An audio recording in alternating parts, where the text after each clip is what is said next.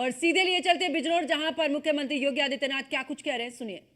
नगर पालिका की अध्यक्ष बिजनौर श्रीमती इंदिरा सिंह जी, आज के इस कार्यक्रम में हम यहाँ पर जिन महानुभावों के लिए आप सबका आशीर्वाद प्राप्त करने के लिए आए हैं, लोकसभा क्षेत्र बिजनौर से राष्ट्रीय लोकदल और भारतीय जनता पार्टी के संयुक्त प्रत्याशी के रूप में आपके बीच में उपस्थित हैं श्री चंदन चौहान जी।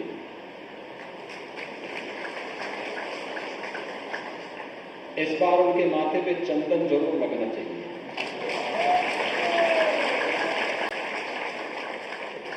देखिए, इसी को संजोग कहते हैं। उनके पिताजी भी भारतीय जनता पार्टी और राष्ट्रीय लोकदल के ही गठबंधन से चुनाव जीत करके यहाँ से गए और मैं विश्वास के साथ कह सकता हूँ, जैसे ही चंदन चौहान का नाम घोषित हुआ तो मैंने कहा देखो ये सीट हमारी 100% श्योर हो गई। और ऐसे ही लोकदल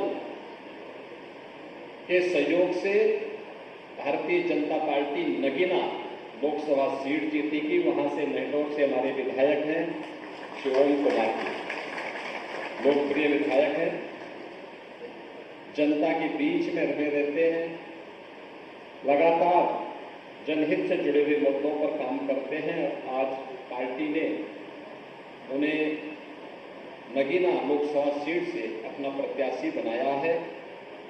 आपका आशीर्वाद उन्हें भी प्राप्त हो, इस दृष्टि से प्रबुद्ध जनों के बीच में हम दोनों प्रत्याशियों का परिचय कराने के लिए मुझे स्वयं आना पड़ा। अभी नामांकन की प्रक्रिया संपन्न हुई है और नामांकन की प्रक्रिया संपन्न होने के बाद हम लोग पहले चरण में प्रबुद्ध जनों के बीच में जा रहे हैं।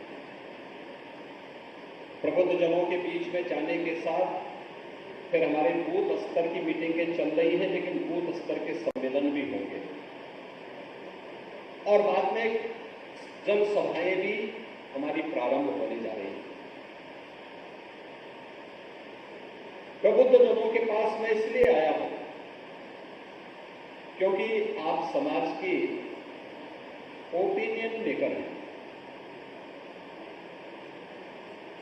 समाज का जो नेतृत्व वर्ग है, आप मार्गदर्शन करते हैं, आप उसे लीड करते हैं। कोई अधिवक्ता है, कोई चिकित्सक है, कोई शिक्षक है, कोई व्यापारी है, कोई हस्तशिल्पी है, कोई कारीगर है, कोई महिला सशक्तिकरण के लिए कार्य कर रहा है, कोई पर्यावरण के लिए कार्य कर रहा है। जीवन के अलग अलग क्षेत्र में कार्य करने वाला जो नेतृत्व वर्ग है, वह नेतृत्व वर्ग केवल मंच पर बैठा हुआ समुदाय ही नेतृत्व वर्ग नहीं है। ये पॉलिटिकल नेतृत्व देता है, लेकिन सामाजिक नेतृत्व अलग अलग सेक्टर में जो नेतृत्व दे रहा है, वह सामने आप सभी बैठे हुए हैं। आपकी बातों पर जनता जनार्दन विश्वास करती है। आप समाज को मोटिवेशन की ओर अग्रसर करते हैं। आप बताते हैं कि ऐसे होना चाहिए, ये होता है, और लोग उसका अनुसरण करते हैं। तो इसलिए चुनाव के अन्य कार्यक्रम हमारे प्रारंभ हो सके। हमारे प्रत्याशियों ने नामांकन किया तो मैंने कहा कि सबसे पहले प्रबुद्ध जनों से हम आशीर्वाद लेते हैं। आपकी भूमिका समाज में ऐसे ही है जैसे प्राचीन काल में ऋषि मुनियों की हुआ करती थी। वही आपकी भूमिका है, क्योंकि वहां भी उस समय का प्रबुद्ध जन था और ये महात्मा विदुर की धरती है। तो महात्मा विदुर की धरती पर आपका आशीर्वाद हमारे दोनों प्रत्याशियों को प्राप्त हो। बहनों और भाइयों, जब मैं बिजनौर की बात देखता हूं, वास्तव में मुझे लगता है कि इस जनपद के साथ जितना न्याय होना चाहिए था उतना हो नहीं पाया। और इसीलिए आप याद करते होंगे, पहले कहा जाता था कि मुख्यमंत्री बिजनौर आएगा तो उसकी छुट्टी तय है। मैंने कहा देखो, मैं बिजनौर जाऊंगा जरूर, और मैं इसीलिए बिजनौर आया था किसी ने मुझे कहा कि यहाँ रात्रि को नहीं रुकना चाहिए। मैंने कहा रात्रि को भी रुकूंगा और मैं ही बिजनौर के गेस्ट हाउस में रुका था। रात्रि को मैंने विदुर कुटिया का भ्रमण भी किया था और उस समय यहाँ के प्रबुद्ध जनों के साथ मैंने एक संवाद बनाया था। लगभग 50 के आसपास प्रबुद्ध जन आए थे, उनके साथ मैंने एक संवाद बनाया था कि वे क्या कर रहे हैं। इसमें कृषि के क्षेत्र में भी जिन्होंने प्रगतिशील किसान भी थे, शिक्षक भी थे, चिकित्सक भी थे, अधिवक्ता भी थे, व्यापारी भी थे, अलग अलग तबके के लोग थे। कितना पोटेंशियल है जनपद में, मैं देखता हो सकता किस तथ्य को कभी भी सामने रखने का प्रयास नहीं किया गया। लेकिन हमारे स्तर पर जो हमारे माननीय जनप्रतिनिधिगण जो प्रस्ताव लाते थे, इन्होंने मुझसे कहा कि बिजनौर में मेडिकल कॉलेज होना चाहिए। हमने कहा एकदम मेडिकल कॉलेज वहां के लिए होना चाहिए, क्योंकि मैं भी इसका पक्ष हूं। इतना बड़ा जनपद, मेडिकल कॉलेज नहीं।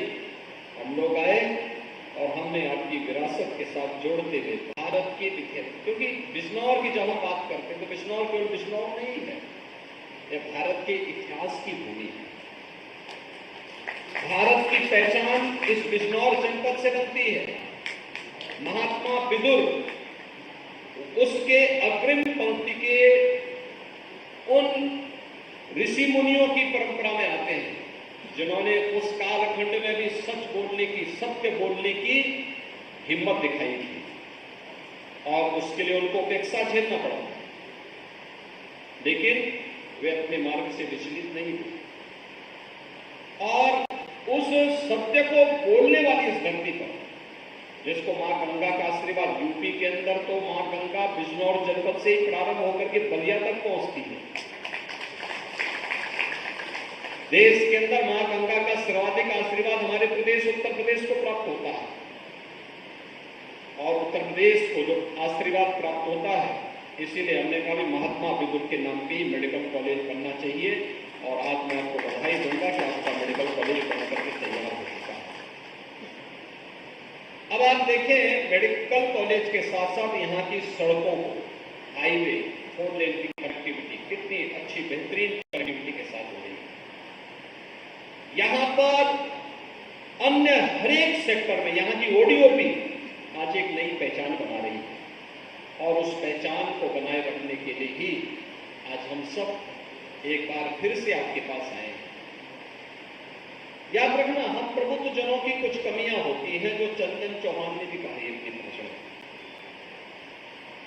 कि हम लोग बड़ी बड़ी बहस कर लेते हैं, चर्चा कर लेते हैं, ऐन वक्त पर हम लोग आलसी हो जाते हैं, वोट डालने नहीं जाएंगे, लोगों को बताएंगे लेकिन स्वयं पीछे हटेंगे।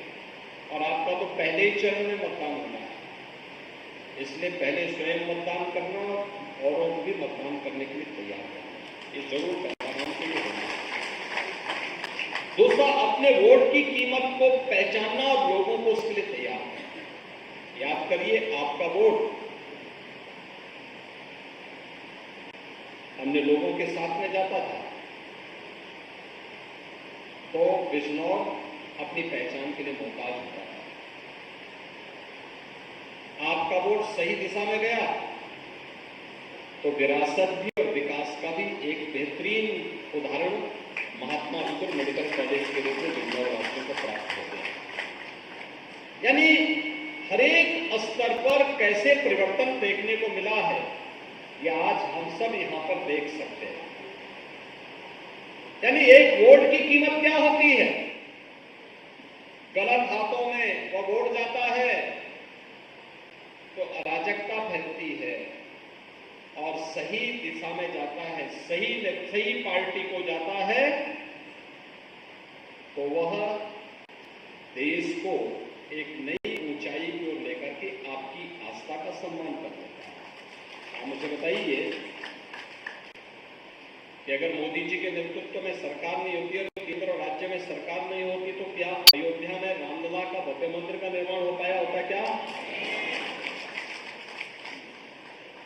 आप मुझे बताओ, मोदी जी प्रधानमंत्री हैं तो देखो उत्तर प्रदेश का गौरव भी किस रूप में बढ़ता। अभी चौधरी साहब को भारत रत्न के सम्मान से सम्मानित किया गया। चौधरी साहब को यह सम्मान बहुत पहले मिल जाना चाहिए था, बहुत पहले मिल जाना चाहिए था। भारत की नब्ज को अगर भारत के किसी राजनेता ने उस कालखंड में सही तरीके से पहचाना था तो वह नाम था चौधरी चरण सिंह जी का, जिन्होंने कहा था कि भारत की प्रगति का मार्ग देश के खेतों और खलिहानों से होकर के जाता है। अन्नदाता किसान, जिस देश में 70 से लेकर 75% आबादी खेती बाड़ी पर निर्भर करती हो, वो किसान